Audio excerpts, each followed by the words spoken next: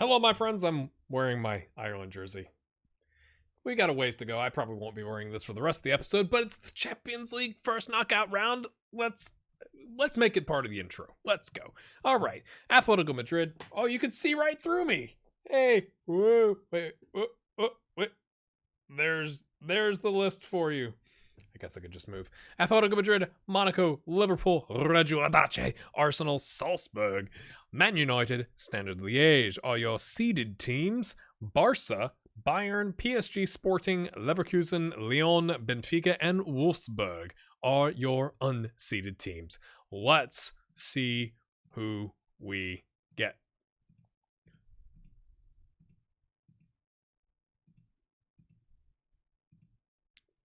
So it's either PSG or Benfica, my friends. It's PSG. The hesitation, there it is. That's fine. I think we're okay with that. Didn't we played them once, right? We played them once long ago. Did we beat them? We were in a group with them, I feel like. Maybe? Oh, how far back do we have to go? Am I dreaming? I could be dreaming. That could be it. Or maybe it wasn't a group. Maybe it was knockout stage. That's the Euros. Right. It's gone on long enough, hasn't it? All right, my friends, that's where we're at. Let's roll the intro. I mean, that part.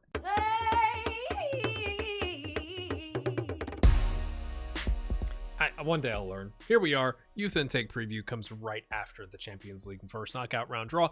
A healthy number of new fullbacks. And then let's just go ahead and scroll down. The fullbacks coming up are not the best. So there's a bunch of bad fullbacks coming up. Fantastic. One of our wingers looks to be a very handy prospect. We have two forwards who consider to be fine prospects. We have one good young Italian left winger from Ronco Ferraro. You gotta say it like that. Who has caught the eye. We should be really optimistic about this group of young players, despite the fact that we have no defensive midfielders coming through. No problem. We haven't had any new wingbacks coming through. And obviously the fullbacks, the next group of wide midfielders do not look like great prospects. So is it a winger? Is that like attacking left or right winger doesn't count as a wide midfielder? And most of our attacking midfielders, speaking of that, coming through look to be below the required standard. Yet we should be really optimistic. How optimistic do you think I should be? Let's go.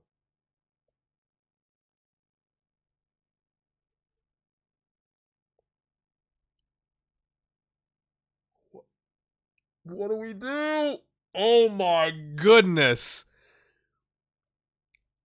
That is like double what the newspapers have been saying they were kind of gonna come in for him. I can't even speak.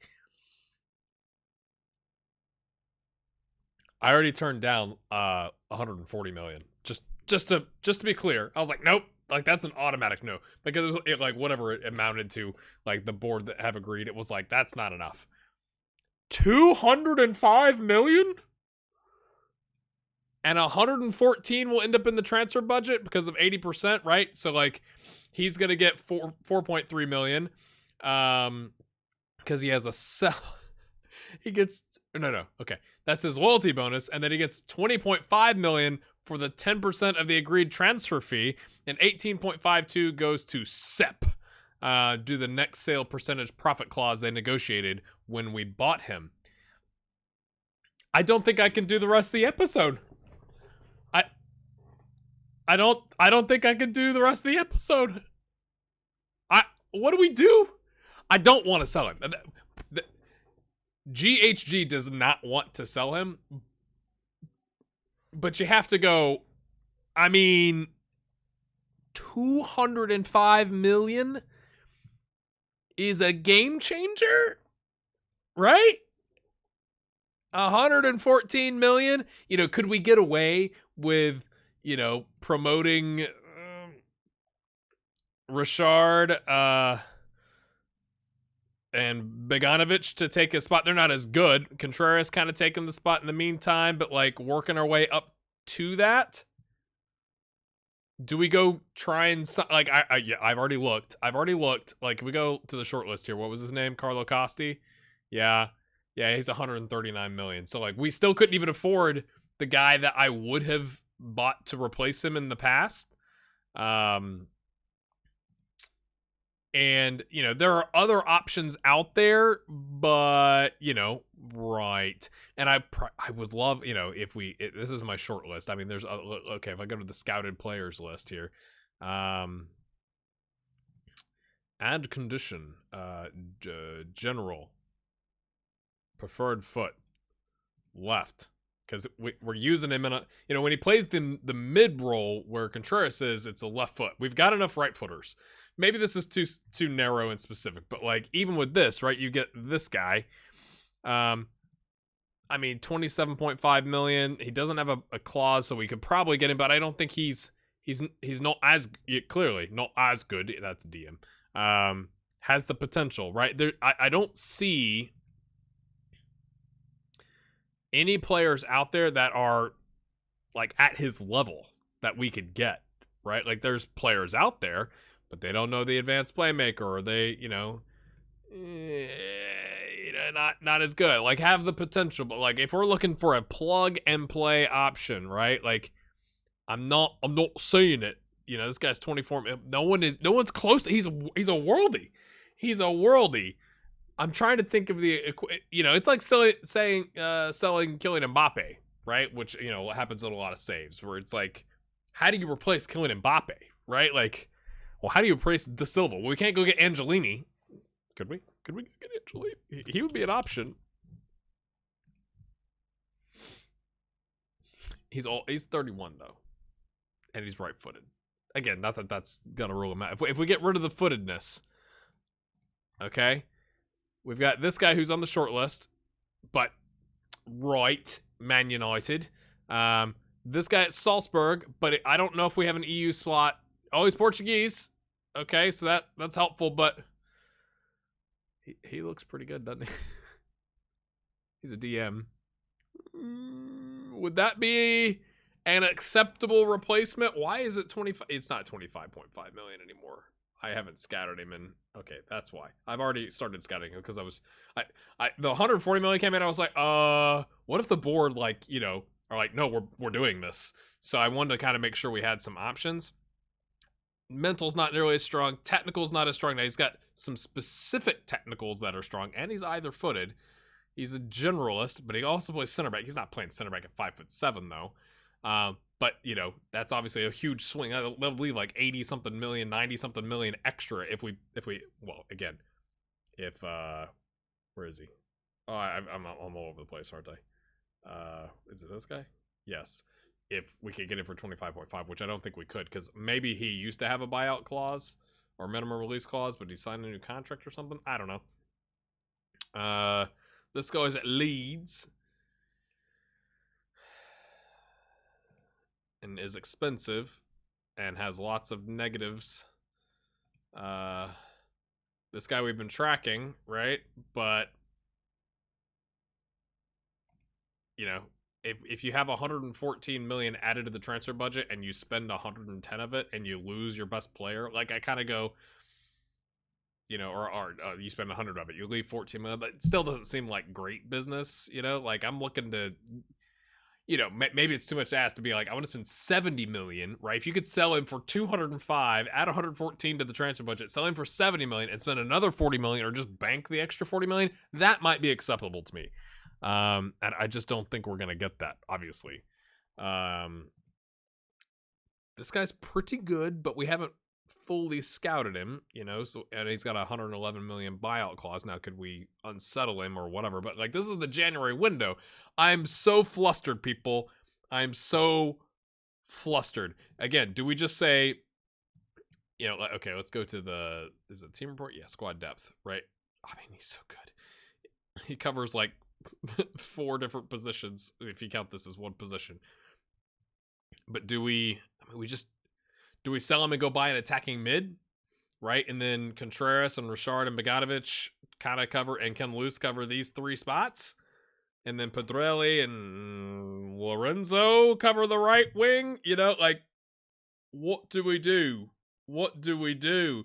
You might have noticed this. I did pick up a wonder kid on loan because I can't remember if the agent or if we were scouting him. It's like, he's available. He's on the loan list from Bayern Munich. And I'm like, 18 grand is nothing, and we have no agreement for playing time. And I mean, again, I'm not saying he's a world beater, but if you get rid of Colomani as our best striker, it's Joaquim, Finta, and then this guy with Lorenzo there. So I just want to, it's essentially like an insurance policy. It's an 18 grand a week insurance policy in case we have some massive set of injuries and we could throw this kid in and he's really fast and got some dribbling and passing and technique, right? His finishing's not so hot. So we have brought in a player. Yay. This guy that we bought from Argentina, was it? Yes. Is currently on international duty with the Argentine under-20s until February. So it's like he's supposed to come in January. He never shows up. It's like, oh, he's on our roster now, but like, see ya. And he was never here. Like, what are they doing? What is this under-20s thing? It's under. Yeah, the SAM under-20 championship group B. Maybe that's South American under-20 championship, kind of like the under-20 Euros. Is that the equivalent? I don't know. But he's busy. And again, he's one more for the future, right? He's got 4-star rather than 5-star potential. It depends on who you ask, I guess. Either footed. Pretty good, I think. We've had some offers come in for a Mary for like $3 million. I'm like, go away. Had some offers come in for Ken Luce.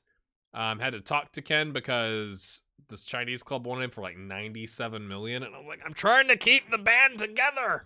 Right? But I might feel differently, I guess, friends, if this, I've gone on for 9 minutes on this one topic. If this is the episode, I need your advice. If this is something where we are 4 seasons into a save and I've got another 8 months to play this out, I'm probably selling De Silva. I'm probably asking for a little bit more, see if they'll like go up on that price a little bit, throw in some bonuses, like let's really cash in. And I might have even sold him and Ken Luce and like generate 300 million in funds. And what is that? Like 160 so million, 100 and something like that in transfer budget, and then go like, let's revamp, baby. But we're at the end and we're trying to make a push in the Champions League and the Coppa Italia. This might be the last season. I don't think it is. This might be the next to last season, maybe, depending on when the beta comes out. So I'm like,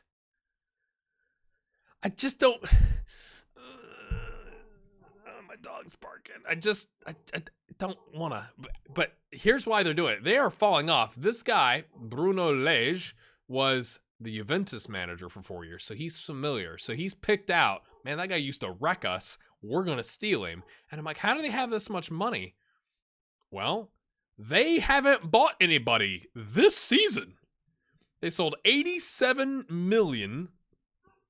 Okay? And prior to that, same thing. They brought in 32.5 and sold 126 million.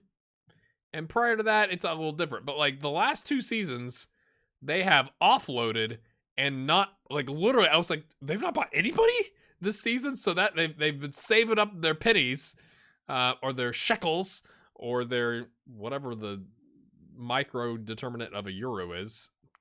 Micro division of a euro is. And they're coming after our boy. So my take is don't sell him because of where we are in the save.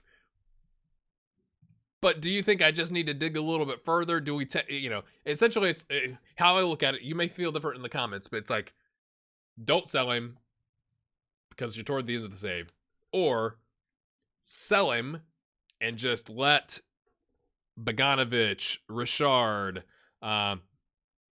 Nicolini, or maybe buy a rotation option there as like a backup, like a youth prospect, something like that. And Contreras and Luce to take those roles, maybe by an attacking mid or a rotational right winger or something like that. But like essentially, don't go like for like, right? So okay, sell him or don't sell him, and just push on. Sell him, but like don't take the 114 million and reinvest all of it, right? Spend 30 million, spend 50 million and bank the rest for something else. Or third option, sell him and go try and buy a replacement, even if it's Angelini, which seems like a bad idea because he's 31. That's kind of where my head's at. I want to get ahead in recording, but I kind of can't. Like I kind of feel like I need to need you.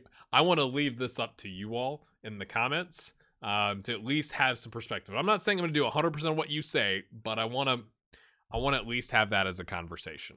The only other thing I'll share with you, my friends, that has changed is we're trying to loan Valeri and Nicolini out. And Paul Colombani has signed a contract extension for $5,000 a week more. And I think it's a 3 or 4 year deal, and we're paying him like $4 million as a signing bonus. So Paul Colombani is essentially going to have a 1 club career, which is just fantastic. And I'm sorry, he's been phenomenal, right? Like, we had the little dip here, you're like, ooh, what's going on, Paul? But like, look at that. He's had 2 seasons, 2 real seasons. I don't know if this one even counts because he was like a young lad then. So if you count where he actually started, okay, even if you count this one, out of his entire career, he's had 3 seasons where he averaged below a 7, and right now he's on a 7.59. That just seems insane to me. So I just think that's kind of a special thing. We're keeping Paul around. What do we do with De Silva? Comments, my friends, and I apologize if the next episode is delayed a day or 2. I'll try and come up with some other content for you in the meantime. But I was just like again, when you offer like 114, it was like they were talking 100 million, 114 million in the papers. I was like, no, like with that, what we'd have to pay him and the buyout clause or the sell on clause and the 80% retention of our transfer budget. I was like, there's no, like, I'm not even going to consider that. But then it's double that, and I'm like, oh dear. So, thoughts, my friends? We'll see you next time.